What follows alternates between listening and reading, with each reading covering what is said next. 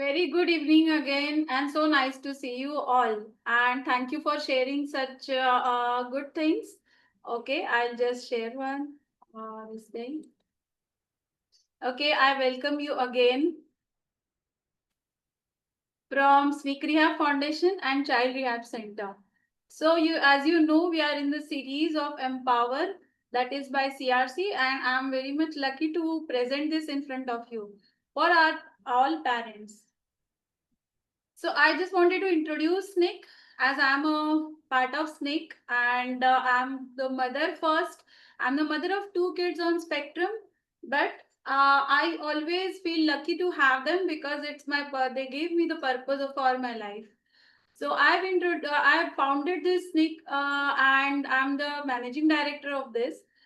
My thing, though, to tell you very frankly that जो मैंने देखा है कुछ सालों में मैंने जो फील किया या जो मैंने सहन किया जो मैंने देखा वो पेरेंट्स को ना फेस करना पड़े दैट प्रॉब्लम दो सिचुएशन सो उसके लिए I am doing this thing too I want to educate them I want to empower them and I want to show them the right kind of intervention and treatments, and I want to connect them to the right professionals because many quack practices are happening in the society.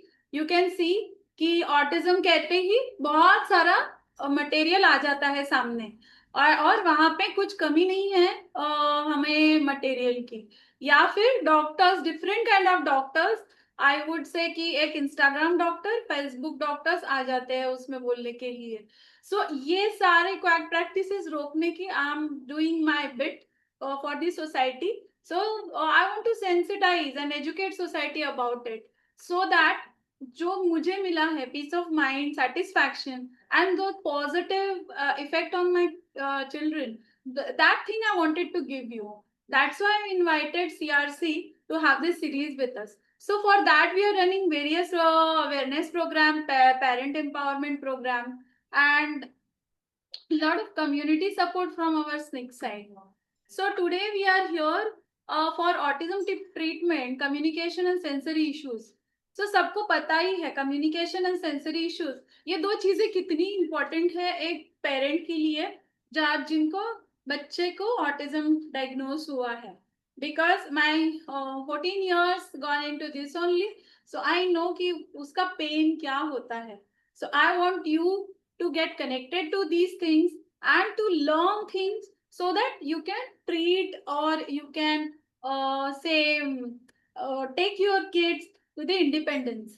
So for that I would like to invite today's speaker that he is the pediatric occupational therapist and rehabilitation consultant from Mumbai, and CRC has many centers all over the Maharashtra.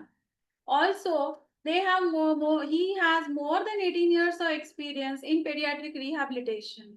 Also, he treated and seen about 10,000 children. Are also many of they are independent right now. So that's the thing we wanted to see, right?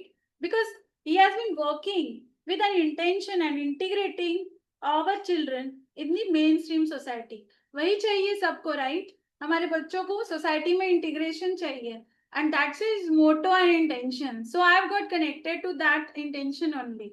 So I also he got Indian Icon Award in the year of 2019 and youngest OT Achiever Award in 2020. So help me welcome Dr. Sumit Chinde sir for this today's topic. Welcome sir, and over to you. Thank you sir. Thank you, Arshad. Just and stop sharing. So, good evening, everyone. Thank you, Arshad, for inviting me, and I think this is our fourth or fifth session uh, consecutive, where we are working more on emphasizing more on developmental approach in autism treatment or various developmental disabilities treatment. जो बच्चे जो लोग नए हैं जो लोग maybe this can be their first session, शायद communication का नाम सुनकर आए हैं, because everybody works on their expectation. Everybody, जैसे एक पेरेंट ने हमें कहा कि you should give us a one pager thing. I don't believe that. I do believe that we should work on child's problems, but we should give more emphasis on developing the overall aspects of the child. So in that thing, with that problem, that many parents nowadays, what Harshali said is, कोई भी आता है और कुछ भी बोलता है कि आप यहाँ पर ऐसे दबाओगे तो स्पीच डेवलप होगा, या कुछ मेडिसिन दोगे तो कम्युनिकेशन डेवलप होगा, या बिहेवियर्स इंप्रूव हो जाएंगे, विटामिन थेरेपी, दिस थिंग। और कोई भी बोलता है, आजकल ट्रम्प भी आने के बाद, अभी 2 दिन पहले मिस्टर ट्रम्प सेड कि पैरासिटामोल से ऑटिज्म हुआ, which is completely a pathetic theories.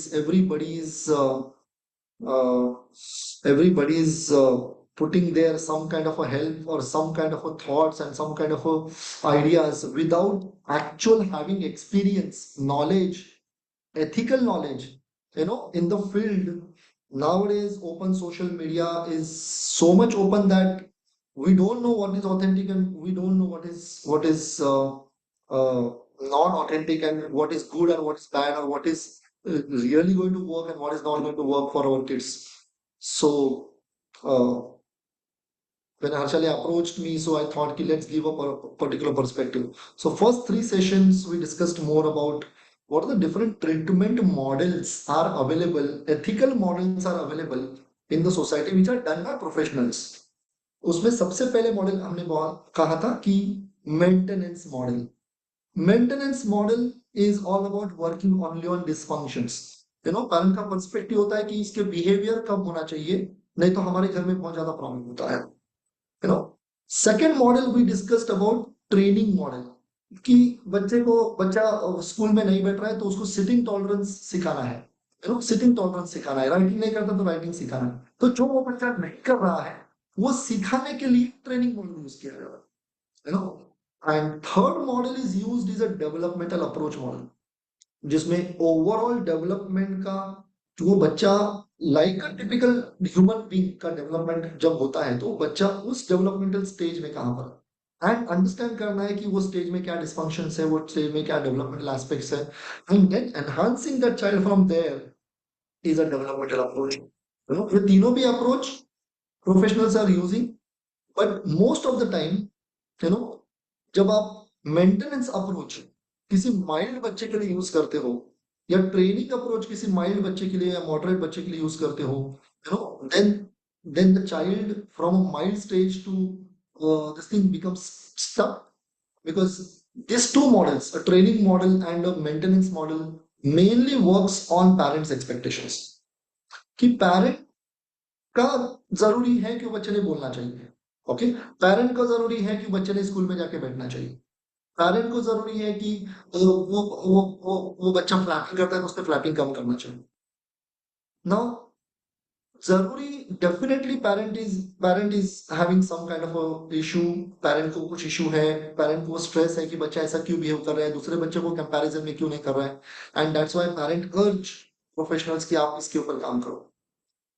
Whereas developmental approach says कि शायद ये सिम्टम्स नहीं है, शायद वो बच्चे का सेल्फ रेगुलेशन है, या शायद वो सिम्टम्स को ध्यान ना देकर वो बच्चे का एग्जैक्टली अंडरलाइन इशू क्या है, वो कौन से स्टेज में स्टक है, और वहां पर जाके let us connect with the child, and once you connect with the child, it's a human child, will behave like a human child, but by connecting to that particular stage of the development. ये सारे lectures हमने already YouTube पर हैं, and I believe that everybody should watch uh, to understand how I can conquer this disorder into this disorder, and help my child to develop the best to become the part of society. मैं अपने बच्चे के problems या उसकी developmental issues को या behaviour issues को या लर्निंग इश्यूज को कैसे कॉन्कर करके उसको सोसाइटी का एक हिस्सा मैं कैसे बनाऊं, I believe with the developmental approach we have done an amazing thing. So coming forward, so we took almost 3 sessions on that. Now, last session we took communication versus speech. कि what exactly my problem is. बहुत सारे parents को, बहुत सारे लोगों को, बहुत सारे प्रोफेशनल्स को ये नहीं पता है कि चाइल्ड का एग्जैक्ट प्रॉब्लम क्या है, वो कम्युनिकेशन है या स्पीच है। Now speech is a very generic term, you know, जो कम्युनिकेशन के लिए यूज किया जाता है। तो लास्ट सेशन में हमने ये बात किया था that what exactly is communication and what is speech. Okay, speech is just बड़बड़ करना, बातें करना, relevantly irrelevantly, sound is all about speech. Communication is all about meaningful बातें करना, मीनिंगफुल कम्युनिकेट करना, जिसमें I just made two different definitions that I transfer my words, I transfer my idea, words, I transfer my sentences so that other person will understand what understand or comprehend the meaning of that things whatever I'm taking is I believe it is a speech or comprehension. Okay. Or people think it is communication, but the real definition of communication is all about I transfer my ideas, my beliefs, my thoughts, my experiences, my needs, मैं अपनी जरूरतें, मैं अपने ideas, मैं अपने thoughts, मैं अपने विचार सामने वाले को तक भेजता हूँ, या सामने वाला मैं मुझ तक भेजता है, और मैं उसके पीछे का जो इंटेंट है उसको जब समझ पाता हूँ, या मैं समझा पाता हूँ, या सामने वाला अगर मुझे समझता है, तो जब वो इंटेंट को मैं ट्रांसफर करता हूँ, ना कि वर्ड्स को, तो शायद वो वर्ड्स से या बिना वर्ड से, शायद वो हाव भाव से, लेकिन अगर वो इंटेंट अगर पास होता है तो उसको हम लोग कहेंगे communication. And autism is not a speech disorder. हालांकि ऑटिज्म में स्पीच इश्यूज हो सकते हैं, ना भी हो सकते हैं। तकरीबन 60% kids with 60 to 70% kids with autism do speak. Okay, उनको स्पीच के कोई इश्यूज नहीं होते हैं। दे स्पीक राइम्स, वो रोबोटिक में बात करेंगे, वो वर्ड्स बोलेंगे, नॉन मीनिंगफुल बोलेंगे, तो वो स्पीच ऑलरेडी है उन लोगों में। लेकिन मेजरली अगर आप देखो जाएगा तो 100 out of 100 kids do have a communication dysfunction, you know। और बिकॉज ये स्पीच को कम्युनिकेशन का एग्जैक्टली exactly फर्क क्या है पेरेंट्स को नहीं पता, जिसकी वजह से पेरेंट बोलता है वो स्पीच के ऊपर काम करो, स्पीच के ऊपर, then everybody starts teaching the words and sentences, and then everything becomes a very robotic. And the child could have, child बहुत अच्छे से कम्युनिकेट कर सकता था, चाइल्ड वो बहुत अच्छे से समाज का हिस्सा बन सकता था। तो उसको ट्रेनिंग मॉडल से, मेंटेनेंस मॉडल से उसको एक, you know, trend trend speech approach के वजह से वो बच्चा बाद में स्टैग्नेंसी पर चला जाता है। तो आई बिलीव कि दिस शुड, ये जो पॉइंट है ये सबके सामने आना चाहिए। So last time I discussed, I would like to share that checklist of some questions मैं यहाँ पर share कर रहा हूँ आपको। I'll just how can I share it? Okay.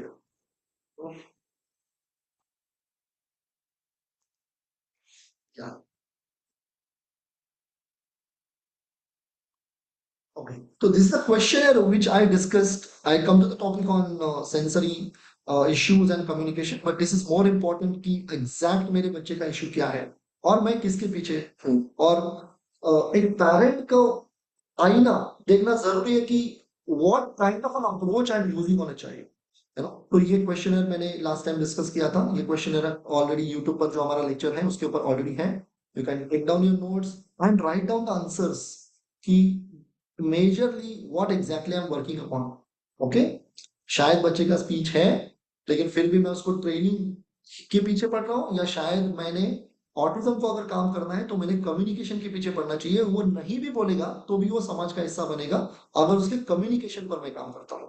Right, इसके आधार पर मैंने बहुत सारे एग्जांपल्स भी, रियल लाइफ एग्जांपल्स भी दिए थे। You can go and watch the last session of communication development in autism. So coming to today's lecture now, I'll just stop sharing. Um, yeah, coming to today's lecture, अगर मैंने जैसे कहा कि around 60 to 70% kids में speech के issues नहीं होते हैं, लेकिन 30% किड्स ये म्यूटिज्म लेवल पे होते हैं, या बात नहीं करते हैं, या देर आर डिफरेंट वेज, या डिफरेंट इटियोलॉजिकल फैक्टर्स होते हैं वो क्यों बात नहीं करते हैं। और दूसरा है बच्चा कम्युनिकेट अगर नहीं कर रहा है तो वो कम्युनिकेशन क्यों नहीं हो रहा है। अगर वो इंसान का दिमाग है, दिमाग का आप एमआरआई निकालो तो तकरीबन 90-95% kids with autism do not have any MRI issues or any organic brain dysfunction, let me tell you. So So it is not a brain's organic dysfunction. It is brain's the way the brain is learning that is not happening properly. तो वो brain क्यों learn नहीं कर पा रहा है उसके पीछे के कुछ रीजंस है. ये रीजंस मैं आपको एक्सप्लेन करना चाहूंगा. हालांकि it's a very vast topic but I will try to make it more generic and more layman for all of you. Okay.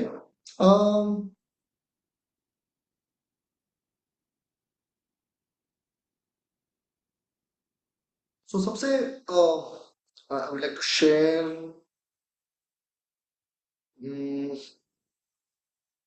Sorry. Is the screen available everywhere? Harshada, screen is available? Yes, yes, it's visible. तो कोई भी parents अगर हमारे पास आते हैं तो उनका एक कहना होता है कि बच्चा बात नहीं कर रहा है. ओके. तो मैं यहाँ पर लिखूंगा बात नहीं कर रहा है. मेरे don't go on my handwriting.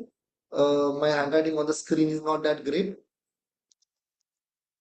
नहीं करता है. ओके. बात नहीं करता है ये दो अलग अलग पहलू हैं. ओके.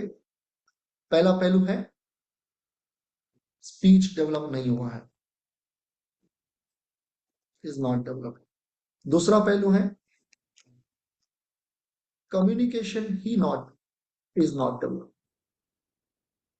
ओके. तो स्पीच डेवलप नहीं होना ये एक्चुअल ऑटिज्म का हिस्सा नहीं है, लेकिन because of certain sensory issues okay हमें क्या दिखता है उसमें होता है speech dyspraxia. And second is speech apraxia. ये दो चीजें हैं या ये दो डायग्नोसिस है जो एक्चुअल ऑटिज्म का के अंडर 20 to 30% बच्चों में आते हैं. ओके. लेकिन ये खुद में ही एक अलग डायग्नोसिस है, speech apraxia and speech dyspraxia. Okay. And communication dysfunction. Communication is a very vast term जिसमें हम लोग कहेंगे receptive communication and expressive communication. ये दोनों चीजें क्यों डेवलप नहीं होती हैं तो ये मैंने यहाँ पर स्पीच भी डाला है, यहाँ पर कम्युनिकेशन भी डाला है ताकि एवरीबॉडी विल अंडरस्टैंड कि इसके ये दोनों चीजें डेवलप होने के पीछे the way the brain learns और ब्रेन यही अफेक्टेड होता है. ब्रेन जैसे लर्न करता है अलग अलग सेंसरी सिस्टम से, और वो सेंसरी सिस्टम का अगर प्रोसेसिंग में अगर कुछ इश्यूज है तो कौन से इश्यूज स्पीच में जाते हैं और कौन से इश्यूज कम्युनिकेशन में जाते हैं. इसको मैं बहुत ही सुपरफिशियली बहुत ही सुपर क्योंकि ये बहुत ही वास्ट बहुत ही डीप टॉपिक है. इसमें बहुत सारे डिफरेंशियल डायग्नोसिस भी आते हैं और बहुत ज्यादा ऑब्जर्वेशन भी करना होता है. But just so that you can ask a right question to your therapist, right question to yourself, and you can ask us a right question or you can give us a right information about your child rather than just बच्चा बात नहीं करता है. Okay. So last session was all about parenting introspection. This session I am taking about parent understanding about what must be happening inside the brain or what happens in the early developmental stages जिसकी वजह से एक normal brain learn नहीं कर पाता है because like a typical child. Okay. I am just sharing a new. Okay.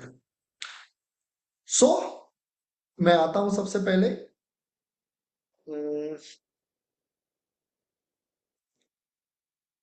Communication के ऊपर. ओके.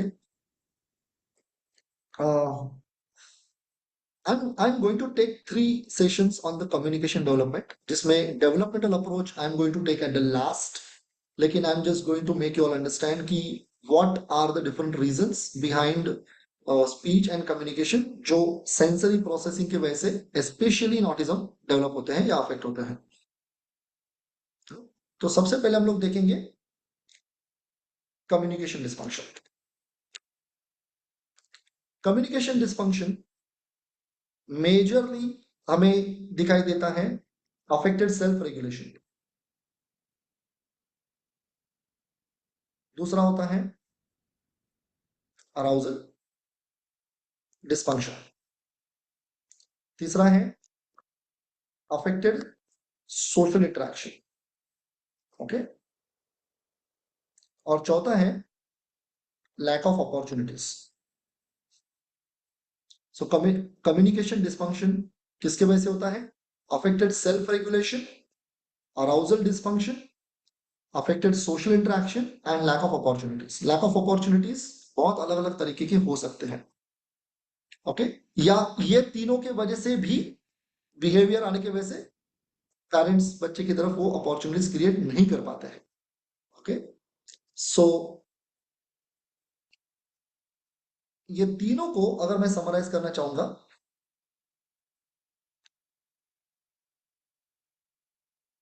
तो यहां पर आएगा sensory modulation dysfunction. Sensory modulation dysfunction क्या अफेक्ट करता है ब्रेन को? फॉर एग्जांपल मैं यहां पर कहूंगा कि हमारे सेंसरी सिस्टम्स हमें दो तरीकों का से हमें मदद करते हैं। सबसे पहले इंफॉर्मेशन देना। ओके, इंफॉर्मेशन देना इसका मतलब क्या है? मुझे सामने वो घड़ी दिख रही है तो मुझे इंफॉर्मेशन विजन से मिल रहा है। सामने बहुत सारी चीजें हैं, मुझे विजन से इंफॉर्मेशन मिल रही है। अगर मैं आपसे बात कर रहा हूँ, आप मुझसे बात बात कर रहे हैं, या मुझे सुनाई दे रहा है, एसी का आवाज सुनाई दे रहा है, गाड़ियों की आवाज सुनाई दे रही है, नीचे बच्चों के सेशन शुरू है तो वो मुझे सुनाई दे रहा है। तो मुझे बहुत सारी चीजें सुनाई दे रही है। मैं खाना खाता हूँ तो मुझे टेस्ट के बारे में समझ में आता है, मुझे स्मेल के बारे में समझ में आता है। यू नो, मैंने हाथ में घड़ी पहना है, शर्ट पहना है, हाथ में कुछ मोबाइल लिया है तो मुझे उसका टैक्टाइल सिस्टम से इंफॉर्मेशन मिल रही है।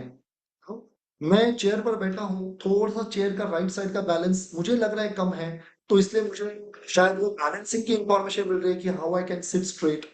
यू नो, तो ये हो गया सेंसर सिस्टम का सबसे इंपॉर्टेंट इंफॉर्मेशन है कि ताकि मुझे इंफॉर्मेशन मिले, ब्रेन में ये इंफॉर्मेशन पहुंचे, ताकि मेरा सबसे इंपॉर्टेंट है ओरिएंटेशन डेवलप होना चाहिए। सेंसरी इंफॉर्मेशन मुझे आती है सबसे पहले ओरिएंटेशन डेवलप करने के लिए। Everybody is understanding? यस? अगर आपको अंडरस्टैंड हो रहा है ना तो just you put the thumbs up, nothing else. Okay, तो दूसरा सेंसरी सिस्टम का दूसरा काम है जो एक्चुअल ऑटिज्म में अफेक्टेड होता है और जिसके वजह से हमें अर्ली अर्ली डेवलपमेंटल एज और स्टेज में ये पता नहीं चलता है। ओके, कि एग्जैक्टली ऑटिज्म कहां से पैदा हुआ और उसके पीछे का रियल रीजन है। ये सारे सेंसरी सिस्टम मुझे मेरे मूड को प्रॉपरली स्टेबलाइज करने के लिए, मेरा अटेंशन स्टेबलाइज करने के लिए भी मदद करते हैं।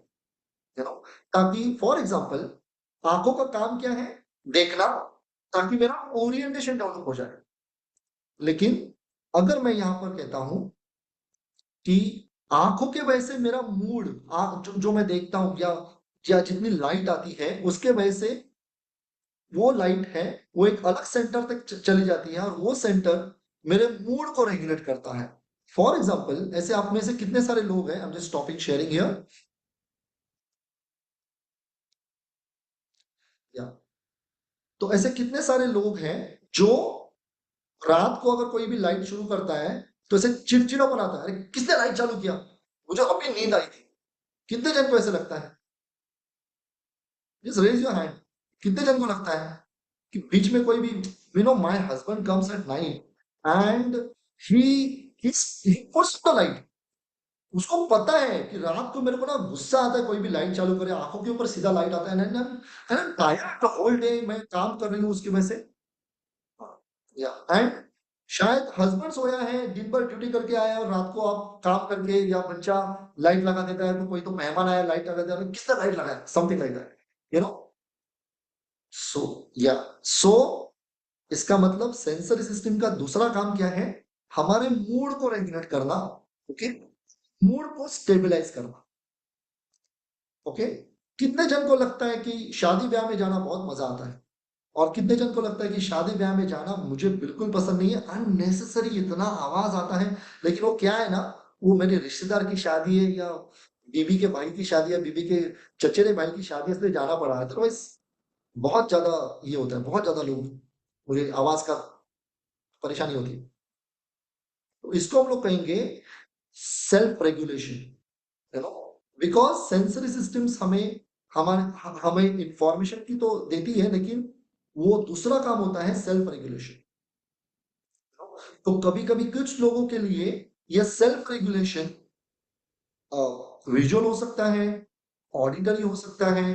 कभी कभी कुछ लोगों को ऐसा लगता है कैसा ये शर्ट लाया है, ये बहुत चुभता है, आई don't like linen at all, you know. या ये घड़ी नया है ठीक है, लेकिन है ना, ये हर वक्त मुझे ऐसा लग रहा है कि कुछ तो बांध के रखा है मेरे हाथ को। नहीं, मुझे स्टील का पट्टा पसंद नहीं, मुझे वो ना you know, the leather belt is more better for me, everybody, you know.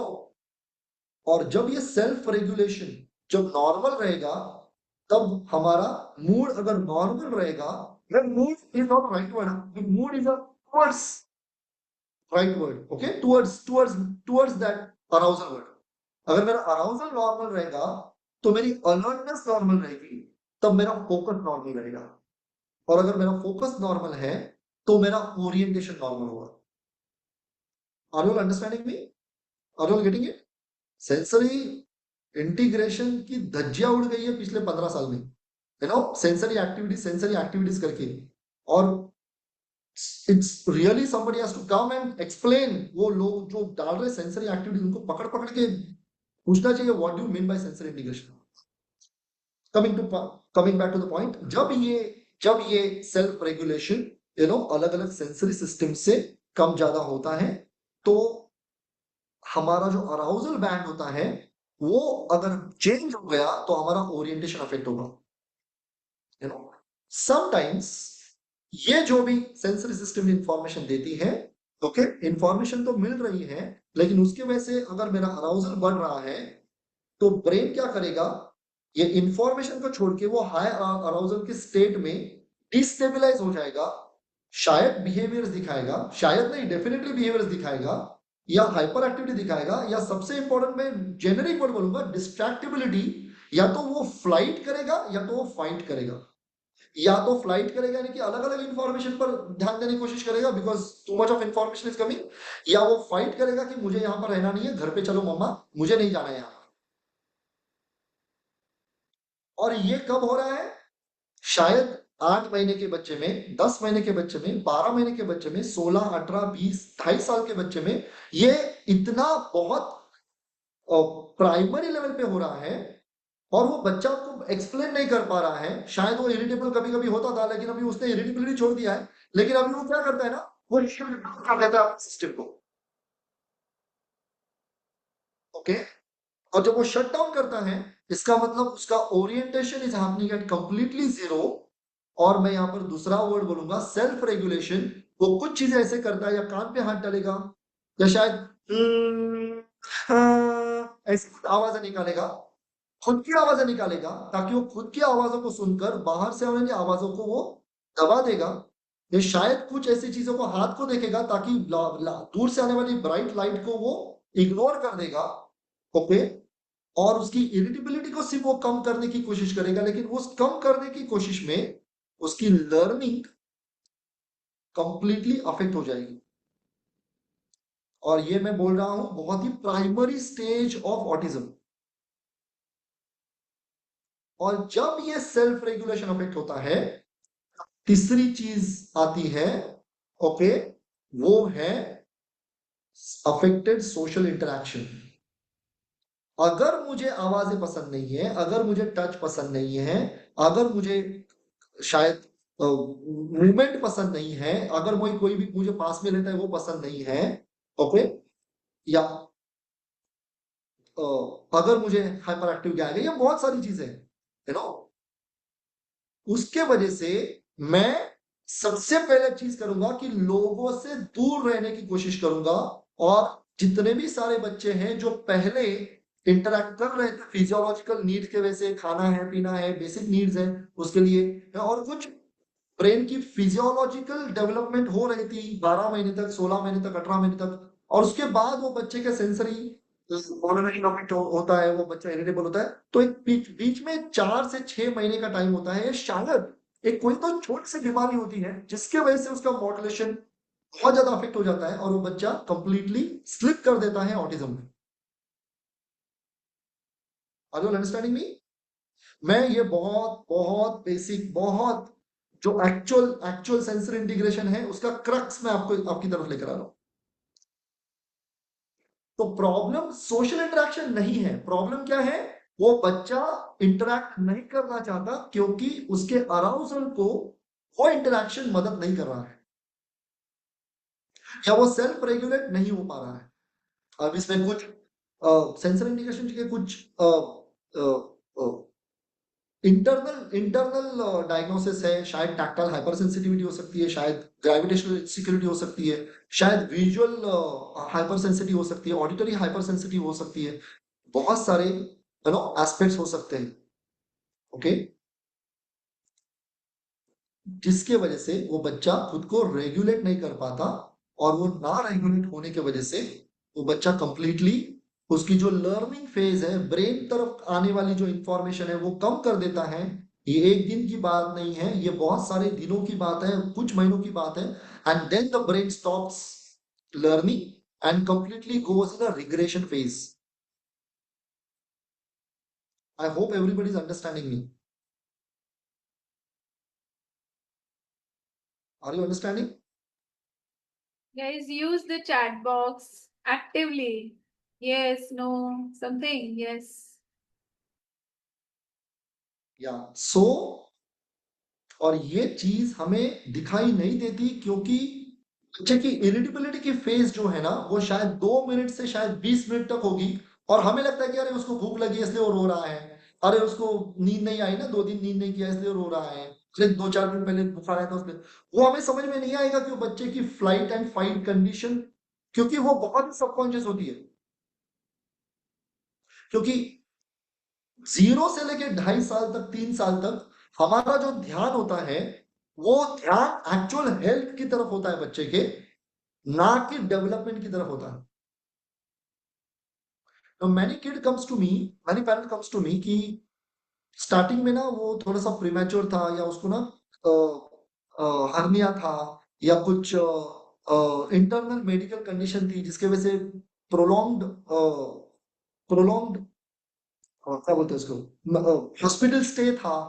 Hospital stay की वजह से ना, वो हॉस्पिटल स्टे तक बहुत अच्छा था, उसके बाद है ना क्या हुआ कि उसको ही वो थोड़ा सा दूर हो गया हमसे।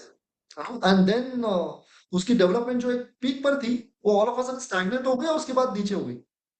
सो कुछ मेडिकल कंडीशंस के वजह से भी you know child become sensory over responsive, maybe because of IV lines, and because of child में आईवी लाइन नहीं मिलती है, जिसके बहुत सारी चीजें हो सकती है।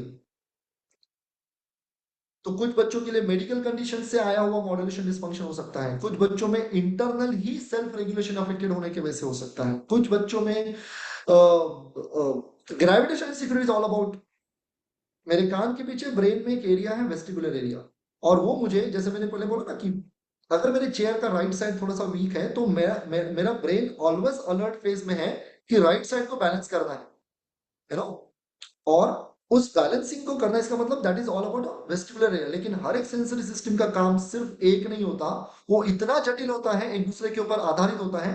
वेस्टिबुलर का दूसरा काम है self regulation. For example, music सुनने के बाद हमारा मूड अच्छा नहीं होता, म्यूजिक सुनने के बाद हमारे एक्चुअल मस्कुलर सिस्टम एक्टिवेट होती है, और हमारा मूड अच्छा होता है, जैसे बोलो। Okay, so it is all about a moderation dysfunction, जिसके वजह से अफेक्ट होता है अराउजल, जिसके वजह से अफेक्ट होता है सेल्फ रेगुलेशन, जिसके वजह से अफेक्ट होता है social interaction in a very early stage, and child develops a self directed behavior। उसकी जरूरत है तो वो हमारे पास आएगा, क्योंकि उसकी जरूरत है। लेकिन अगर उसकी जरूरत नहीं है, तो उसकी चॉइस है कि बाबा मैं आपको नहीं सुनने वाला हूं, I don't like, I am very much in a comfort zone to regulate myself. So बहुत बार पेरेंट्स ये बोलते हैं कि नहीं, वो नाम को रिस्पॉन्ड करता है, उसकी जरूरत है तो शायद चॉकलेट बोलेंगे तो आ जाता है, लेकिन नहीं आता। It is because the physiological area is more lower than our mood. Behaviour के पहले हमारी आती है बेसिक नीड्स। तो बेसिक नीड के लिए every autism is absolutely fine, लेकिन जब ये अराउजल की तरफ जाता है, मेरी बेसिक नीड पूरी हो रही है, ओके। और अराउजल की तरफ अगर मैं जाता हूं तो अगर मेरा मूड नहीं है तो उसके लेवल अगला लेवल ऑपरेट नहीं करेगा। ओके, अराउजल का अगला लेवल है ओरिएंटेशन डेवलप करना। Orientation means I am understanding what is happening around.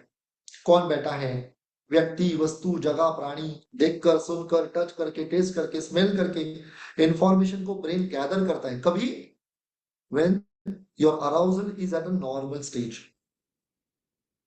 सो किसी ने अभी सवाल डाला है कि सेंसरी सिस्टम को सप्रेस कैसे करना है। अब आपका सवाल बहुत सही है, वेरी मच अप्रोप्रिएट है, लेकिन एज अ थेरेपिस्ट मेरा काम ये नहीं है कि सेंसरी सिस्टम को सप्रेस करना है। मेरा काम ये है कि उसको ट्यून करना है ताकि उसके अराउजल को मैं नॉर्मल कर पाऊं। ये वो अराउजल है शायद बहुत सारे लोगों में, अरे मुझे इतना गुस्सा है ना, मैं कुछ तो बोल दिया, मैं कुछ तो बोल दिया, इसका मतलब मेरा अराउजल इतना हाई हो गया था कि मैं अपने खुद के हायर फंक्शन के कंट्रोल में नहीं था। ऐसे कितने लोगों के साथ होता है। हायर अराउजल ये हम लोगों में भी इशू होता है कि अरे ना मुझे इतना गुस्सा आया ना कि मैंने उसको ना बोल दिया और उसके बाद मैं अभी याद ही नहीं है मैंने क्या बोला। नो, मैं शायद बॉस हूँ, मैं शायद हस्बैंड हूँ, मैं शायद वाइफ हूँ, मैं शायद फ्रेंड हूँ। यू नो, ये हाई अराउजल बहुत ही घातक होता है हमारे रिलेशंस के लिए भी। Yes, that is something high arousal which is affecting our, that means high arousal means what, आपका ब्रेन अपनी बॉडी को अराउजल से कंट्रोल कर रहा है, ना कि हायर फंक्शन से, ना कि सेरिब्रल कॉर्टेक्स से। Okay, so right, so somewhere it is all about understanding this sensory, I mean self regulation, understanding the arousal and understanding orientation with respect to child's cognitive ability। वो बच्चे की cognitive ability कितनी है, वो बच्चे की learning करने की क्षमता कितनी है, वो चारों को वो थेरापिस्ट जब समझता है when he's doing some sensory regulation activities or doing some play or doing some challenges, giving some challenges, that time the therapist is not doing therapy, 90% is doing observation, 10% is giving challenges, 100% is doing understanding कि what I'm giving and what the brain is creating an adaptive response। और ये adaptive responses जब अलग अलग बच्चे के अलग अलग हो सकते हैं। सो मैं आपका सवाल का जवाब यहां पर नहीं दे सकता कि हम ये दे दो, ये ही हुआ है पिछले 15-20 सालों में, इसके वजह से 1 in 36 अभी नंबर आया है इंडिया में, नहीं तो 1 in 64 था। Because we are working on multiple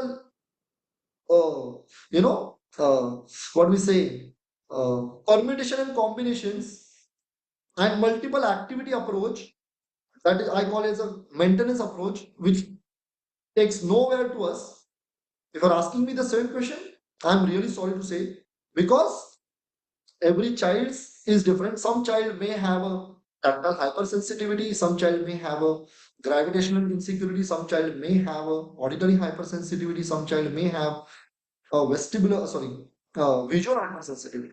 It's something which is important to understand a child, and that understanding never happens in 5 minutes. Believe me.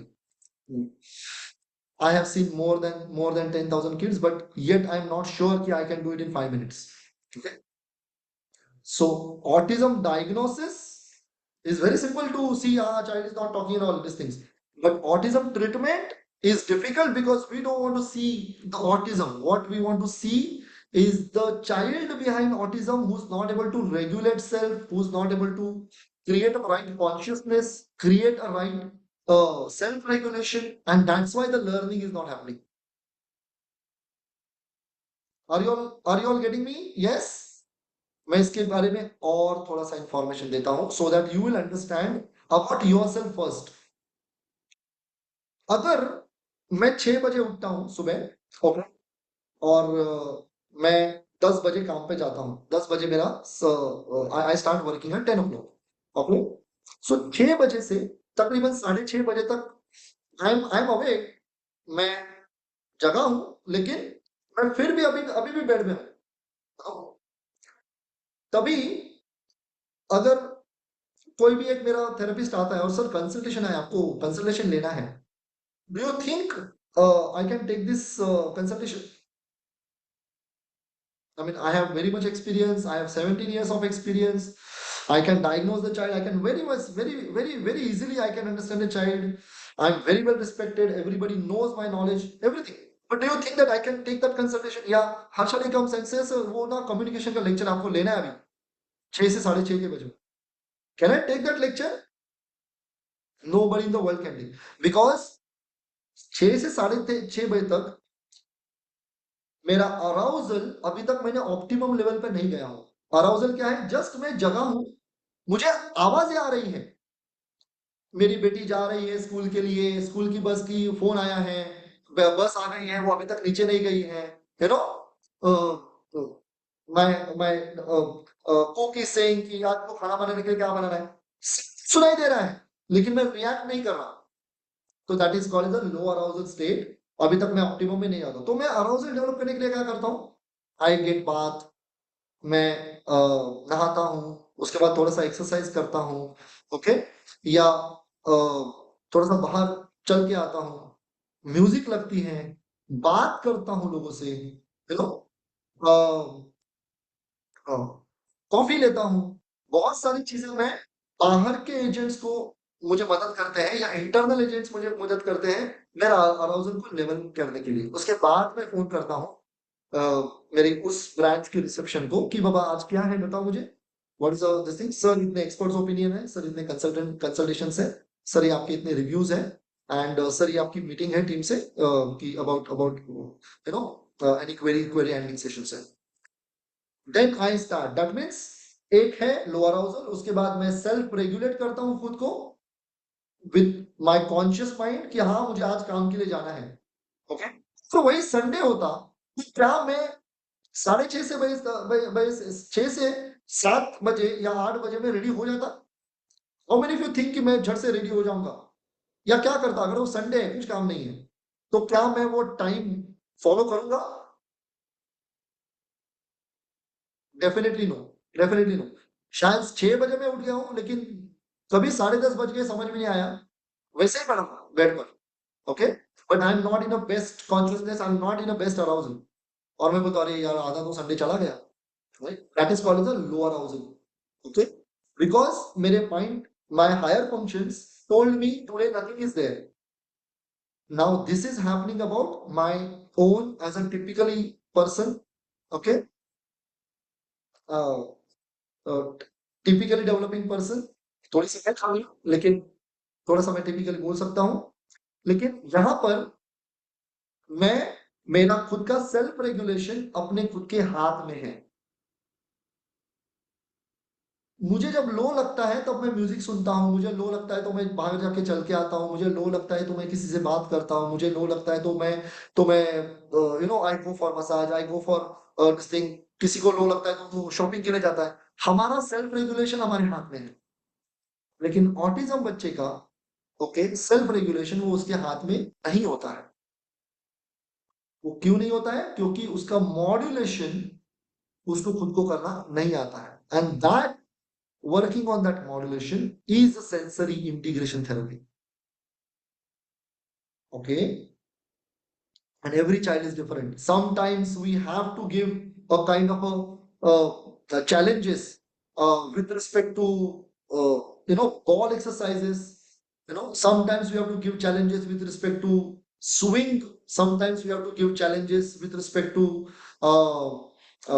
we can say climbing something, sometimes we have to give those challenges by giving nothing also, okay, sometimes we have to give challenges by by throwing the ball at him, sometimes we have to give those challenges uh, by challenging his physiological needs, you know, we have to give challenges so that the brain's higher function will provoke that yes I want to get in। बहुत सारे लोगों को बाहर बैठ के ऐसा लगता है कि ये एक्टिविटी है ना तो मुझे भी एक्टिविटी करना है, अगर ये एक्टिविटी ट्रेन हो गई तो बच्चा ठीक हो गया। Not at all, not at all. In fact we get puzzled कि अरे ये बच्चे को मैंने जंपिंग करवाना था क्योंकि उसको वो जंपिंग करने से I wanted to work on vestibular system and I wanted to give a challenge, लेकिन उसको इतना ट्रेन करके रखा कि उसको जंपिंग तो बहुत अच्छे से आता है but that was not a challenge. Are you getting me? And that is why child becomes well activity trained but still arousal is low, still arousal is high because we want to work on the tuning। बहुत साल पहले कुछ TV आते थे कि वो channel ऊपर का एंटीना ठीक से लग गया तो उसके बाद वो चैनल को थोड़ा सा, या रेडियो आते थे, रेडियो को थोड़ा सा ट्यून करने के बाद वो आवाज आता था, otherwise swing swing swing swing आवाज आता था, टीवी पर ठीक से नहीं थे। तो it is all about tuning, modulation, working on modulation is a tuning. Now coming to the point, 70 to 80% kids who are having a communication deficit do have a modulation dysfunction, do have a self-regulation dysfunction. Okay, I hope everybody is understanding. So you need to talk right, you have to ask the right question to the therapist or the professional, how I can work on self-regulation. And this self-regulation, most of the time child is either operating from the low arousal or operating from the high arousal। that arousal को अपने band में लेकर आना, that means अगर वो arousal normal हो गया, अगर वो नॉर्मल हो गया तो क्या डेवलप होगा ये आप मुझे चैट बॉक्स में डालिए। अगर आपको सच में समझ में आया तो आप डालेंगे। अगर वो अराउजल नॉर्मल हो गया तो सबसे पहले क्या डेवलप होगा वो बच्चे का, क्या डेवलप होगा या क्या ब्रेन सबसे पहले क्या करना शुरू करेगा? Let's put into chat box. Wonderful, yes, I think it's a professional. Okay, orientation develop होगा। ओरिएंटेशन डेवलप होना is a very important thing. Understanding is something next level to the orientation। I saw this bottle, I saw the time, I saw the light, I saw somebody is coming to me। Orientation, okay, either I take it as an information or I take it as a challenge। If I'm taking it as a challenge, then I'm still working on my arousal। If I'm taking it as an information, then my arousal is normal। Now I am ready to learn, to understand। Understanding के बाद आएगा receptive communication और reception. Okay, so somewhere this is the very important thing, the child not interacting socially, not necessary it is a autism. Okay, it is just a symptom of autism. जैसे malaria में बुखार आता है, यह symptom है malaria का, लेकिन बुखार क्यों आता है? Because our T cells are working on the malarial parasite और malarial bacteria, and that's why या वायरल फीवर या virus is working on our internal immune system, and that is an alarming state। Fever is not a problem of malaria, fever is not a problem of body, it is an alarming situation that something wrong inside the body। हम लोग क्या करते हैं, वो fever आए ना, fever ही problem है, fever को ही दबा दो। तो sometimes child is irritable, sometimes child is not interacting, sometimes child is clapping, sometimes child is having a sleep wake cycle affected। This is all about modulation dysfunction, and because of that the secondary thing is orientation is getting affected, and then the second thing is social interaction is getting affected in a long run। शायद वो अगर months में होता है तो social interaction affect होता है, and this happened in most of the kids with corona also। Neurotypical kids showed virtual autism। It is because of the modulation issue, because virtual, I mean because corona में वो सारे जो बच्चे थे जो 1 साल से लेकर 3 साल के बीच में थे और उनको वो सारे अपॉर्चुनिटीज, वो सारे चैलेंजेस नहीं मिले, जिसके वजह से वो प्रॉब्लम हुआ उन लोगों में, उनकी लर्निंग अफेक्ट हो गई, brain went into the comfort zone, and then the children parents एक all of a sudden influx आ गया कि child is showing he was absolutely fine till 3 years and then he started behaving like that. 3 साल तक तो अच्छा था लेकिन वो ऐसे बिहेव करने लगा। Okay, here comes the fourth thing which I said in that classification, communication affect होता है, it is because of the lack of opportunities। जब बच्चा इंटरेक्ट नहीं कर पा रहा है, जब बच्चा खुद को सेल्फ रेगुलेट नहीं कर पा रहा है, जब बच्चे का अराउजल नॉर्मल नहीं है, उसका ओरिएंटेशन नहीं है, तो हम लोग दो चीजें करेंगे। मेंटेनेंस मॉडल की तरह हम लोग क्या करेंगे, उसके बिहेवियर को रोकने की कोशिश करेंगे जो जरूरी नहीं था। ओके, दूसरा, जितना अराउंड है, या तो हाई है या तो लो है, उसमें उसको ट्रेन करने की कोशिश करेंगे without working on the arousal level. For example, अगर मेरे हाथ में किसी ने अगर कोई एक्स दे दी, कुल्हाड़ी दे दी, और उस कुल्हाड़ी से मुझे बोला पेड़ को काटना है, ओके, मैंने ये नहीं देखा कि वो कुल्हाड़ी को धार है नहीं है, कितनी बड़ी है, छोटी है, बड़ी है, क्या वो वही कुल्हाड़ी उसके लिए लगेगी, नहीं, मैंने सिर्फ मारना शुरू कर दिया। 4 घंटे तक मैं वो पेड़ तोड़ रहा हूँ या शायद लकड़ी का बुट्टा तोड़ रहा हूँ। दूसरा क्या है, मैंने देखा, अंडरस्टैंड किया कि वो कुरानी को धार है या नहीं है, क्या यही कुरानी उसके लिए यूज होगी या नहीं होगी, या शायद मुझे चेंज करना होगा उसे।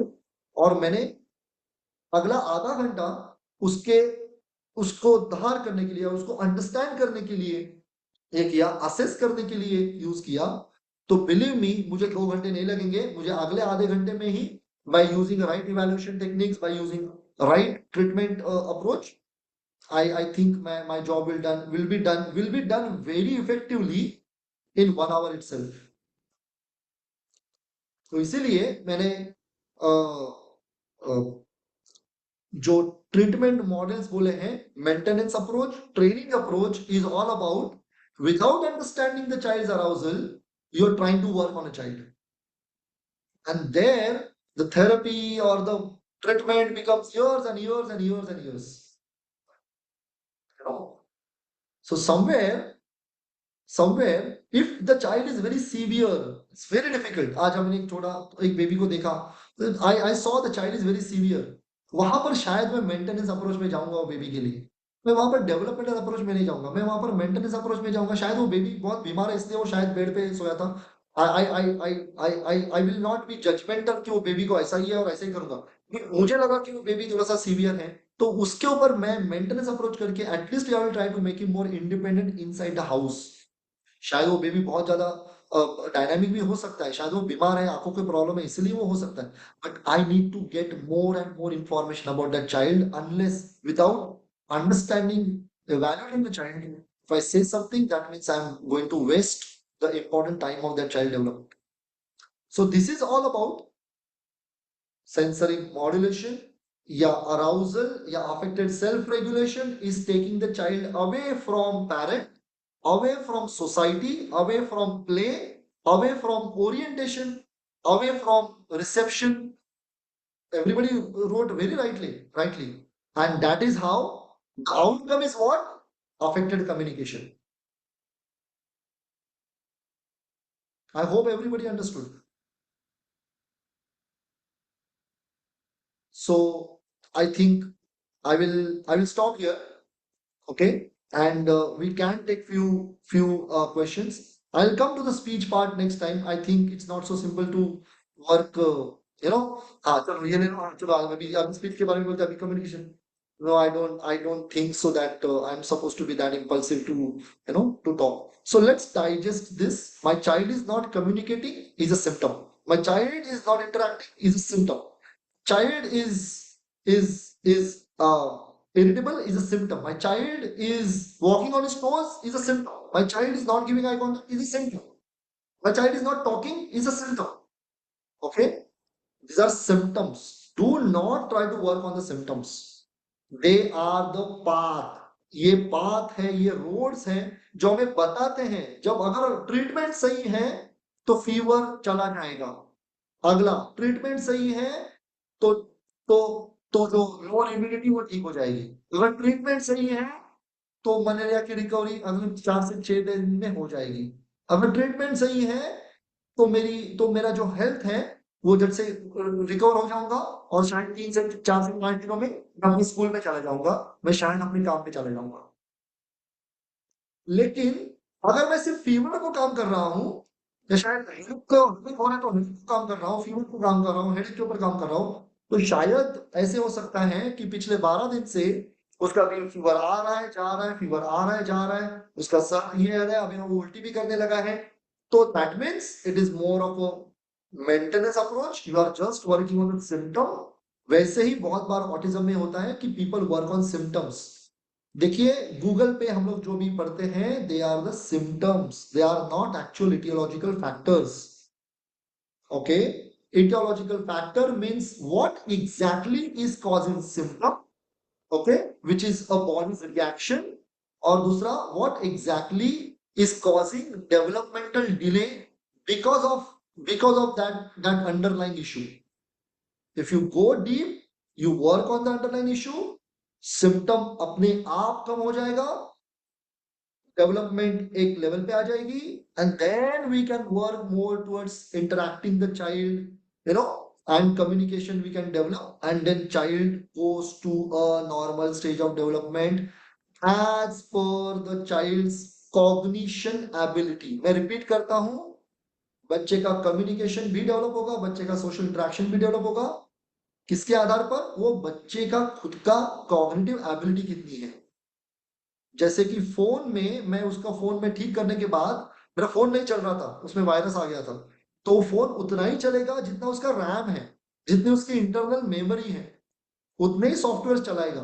अगर वो 2 GB का रैम है, तो मैं किसी मैकेनिक के पास जाऊंगा और ऑल ऑफ अ सडन वो 12 GB के रैम की तरह नहीं काम करेगा, और 2 GB के रैम की तरह ही काम करेगा। इसका मतलब वो फोन कंप्लीटली नॉर्मल हो गया। बहुत बार बहुत सारे लोग बोलते हैं कि ऑटिज्म क्योर बोलना या ऑटिज्म कंप्लीटली नॉर्मल होना। ऑटिज्म कंप्लीटली नॉर्मल होगा वो बच्चे के कॉग्निटिव एबिलिटी के अनुसार। बहुत बार ये कॉग्निटिव एबिलिटी होती है तकरीबन 50% to 60% kids comes in a low receptive या लो एवरेज जो आईक्यू होता है, एवरेज जो एबिलिटी होती है, मैं आईक्यू नहीं बोलना चाहूंगा, लेकिन average ability of processing information and developing higher function होती है, वो उससे कम होते हैं। बिकॉज ऑफ विच वो रिकवरी करने में, तो मैं अराउजल पे काम कर रहा हूँ, लेकिन उसका ओरिएंटेशन की एबिलिटी ही कम है क्योंकि कॉग्निशन कम है। ये बोलना बहुत थोड़ा सा डिफिकल्ट है। मैंने ऐसे बोलते बोलते मैं यहाँ पर चला गया, बट समवेयर उस कॉग्निटिव एबिलिटी के अनुसार अगर मैं उसको उतने ही चैलेंजेस देता हूं, तो he will become the normal in that particular domain, in that particular transition phase or that particular stage of human development, I will say. Okay, लेकिन अगर बच्चे का कॉग्निशन अच्छा है, उसका शायद जैसे I spoke to Aditya last time, तो I believe child will go towards a concrete operational stage, और वहां से formal operational stage के लिए we have to use a different approach to develop, understand the sarcasm, understand different types of things and all। वो वो शायद हम लोग अगली तरफ आने वाली consecutive sessions में बात करेंगे for typical things। Anyways, coming back to the sensory issues affecting communication, today we spoke about how modulation dysfunction affects communication, not directly, very much indirectly, but very much effectively। Autism बच्चे में communication affect होता है because of the modulation. So आज summarise करेंगे, there are 2 types of dysfunction। Speech is affected in 30% kids as per my experience। I have seen so many kids in different regions of Maharashtra, in metropolitan city like Mumbai, in two-tier city like Nasik, in two-tier city like Nagpur, or metropolitan city like Nagpur, in a regions like internal regions, people coming from various parts of India। So वो जो different domains of socio economic होगा, या शायद social cultural होगा, या शायद religion different के आधार पर होगा। तो when I saw speech is only affected 20 to 30%, जिसमें डिस्प्रैक्सिया और एपैक्सिया होता है, but remaining thing is communication dysfunction.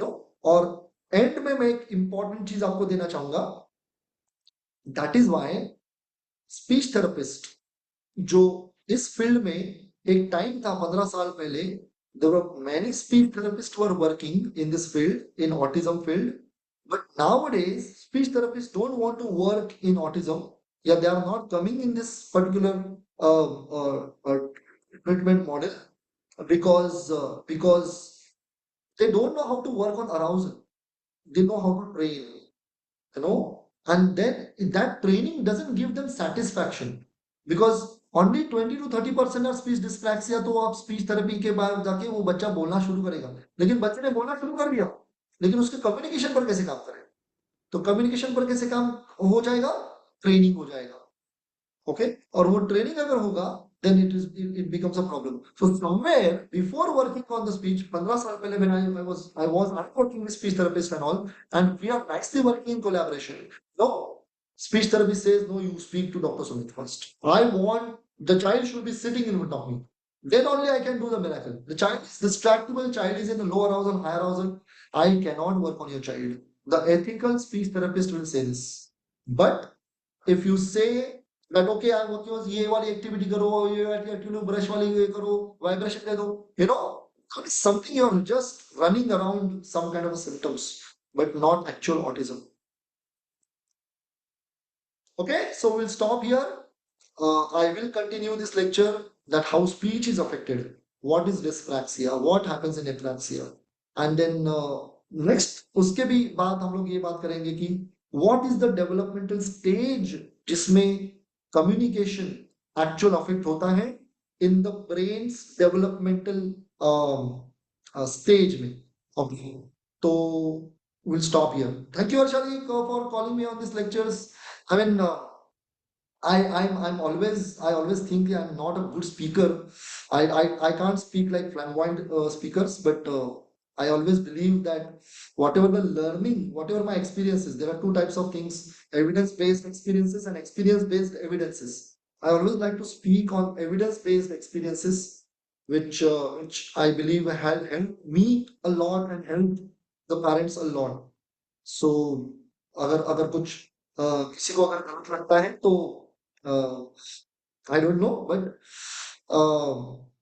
Autism is a very very tricky situation. Autism is a very very tricky, and जितना ज्यादा ट्रिकी प्रॉब्लम होता है life में, उतना ज्यादा आप शांत दिमाग से अगर काम करेंगे, I believe every child can go towards a normal stage as per the cognitive abilities.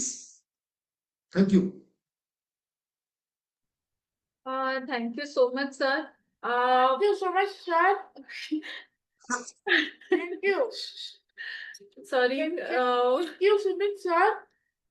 Thank you, Ritvik. Thank you for listening to me. Sorry, guys. He's sitting near me, so whatever I'm saying, he's repeating. I wanted to say, sir, that rather than having a, I mean, you are already a good speaker, Thank but you rather so than much, having sir. मतलब गोल चीजें घुमा के just parents को wrong direction में लेके जाने से अच्छा है. That is, you are speaking from your experiences, knowledge, and I can say the practical. You handled so many kids, so that is more important for us than the other things. Like really. So thank you so much for all the knowledge. And I know parents ki we are not able to take your questions. I am reading all your questions, and I'm so sorry that I mean, due to lack of time, we will not able to take these questions. But I'm sure in coming sessions, many of your questions will get answered automatically, because like this is just start. I mean एक session में आपको नहीं समझ में आएगा कि communication और and speech में कितना बहुत सारी चीजें होती है. बट थोड़ा सा ओवर एक नॉलेज मिलने के लिए you have to be have some patience, and please come for other two webinars for on the same topic. So don't worry, we will have question answer sessions separately for specially for all these Empower series. Okay. Yes, sir. And thank you so much for doing this, sir, for our parents. And thank you so much, CRC team, for taking so much efforts. Thank you so much, parents, for joining us. If you want to work, you have any queries, so you can, I think you can contact us um, on our number. If anything, any queries, you can have a chat with us, with our consultants for 15 minutes. I believe it'll be more easy and understanding way to understand very specific problems of your child. You can connect with our consultants also. So thank you. Yes, I think I can give the number. Like if you want to call us, call CRC and talk to them or ask something, then it's 90044 60650. I'll repeat again, 90044 60650.